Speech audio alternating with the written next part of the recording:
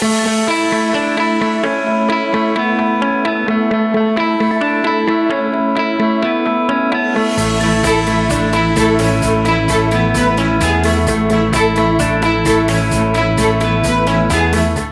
about the next point, which is getting quite specific? Don't quit allowing the unperformed work of the underachievers be done by the overachievers. Okay, I am now speaking for the overachievers of the world, because that's me. Yeah. Okay, so if you go into the average workforce, it's 30, 40, and 30. I realized this years ago. It was, and it may differ a little, but that's pretty well. And the top 30 is what we call the calling. The top 30, and I feel like I've hopefully been, the top 30, they were born to do this, whether it's sales or manufacturing or retail or detail work or computer. No one had to teach it. They know it, they get it, it comes out of every pore. They don't need training, they don't need mentoring, they just get it. And they are self-motivated. They don't really derive motivation from anyone. It's within.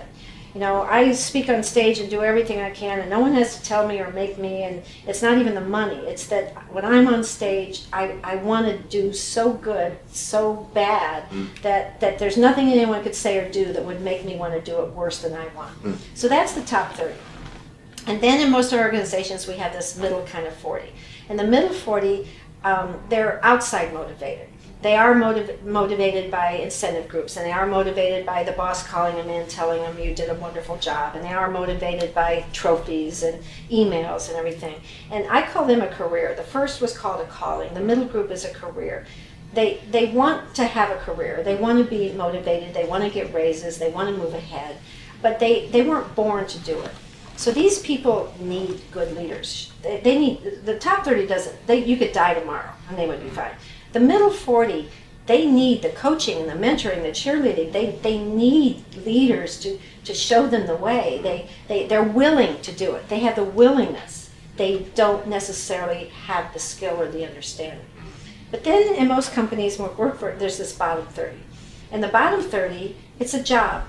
It's not a career, it's not a calling, it's a job. And the only thing that motivates them is money. The only thing that motivates them is a paycheck. So, you can kind of see this, right? You've seen this before.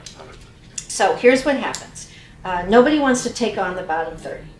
We don't want to have those kinds of assertive, crucial conversations. We don't want to document. We don't want to. So people tend to ignore the bottom 30. But we can't ignore that they're not doing their job. The job has to be done. Somebody has to do it. Well, who better to do it than the top 30? The top 30 are amazing.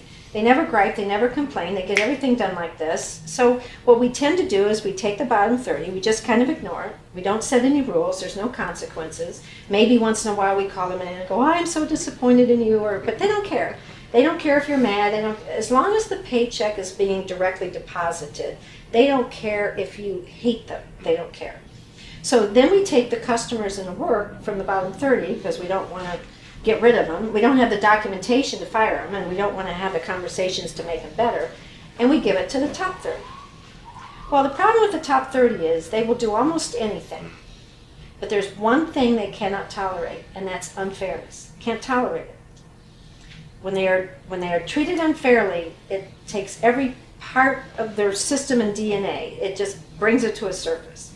And there's nothing more unfair than being in a company where you are doing every single thing you can. You're coming to work early, you're leaving late, you're doing everything that anyone's asked. You see these other people doing nothing. They're negative, they're angry, they're coming in late, they're bringing their personal life, they're lazy. And not only is no one doing anything with them, they're getting paid, and now, guess what?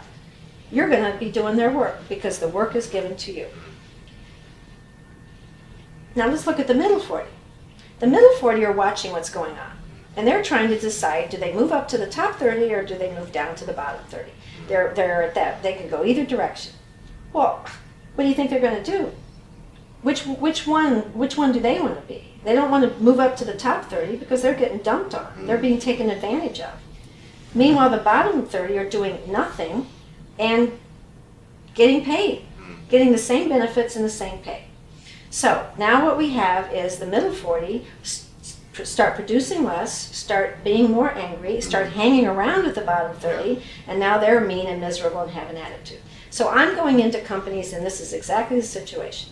The bottom 30 is going nowhere. They will never quit until the day they die because the companies are so stupid that they keep paying them money for doing nothing. So they're never going to quit. The top 30 are going to quit. They're the first ones. The competition's looking for them. They will leave in an instant because you're being treated unfairly. And the middle 40 is moving down. So I'm going into companies where the top 30 is almost gone. The middle 40 has stopped producing and they've become negative. And the bottom 30 is so bad, but no one's documented it, so there's no way in the world to fire them. And that's poor leadership. Survival of the unfittest. Yes, definitely survival. So when I go in with companies to teach leadership, this is one of the main things we work on. You've got to take on the bottom 30.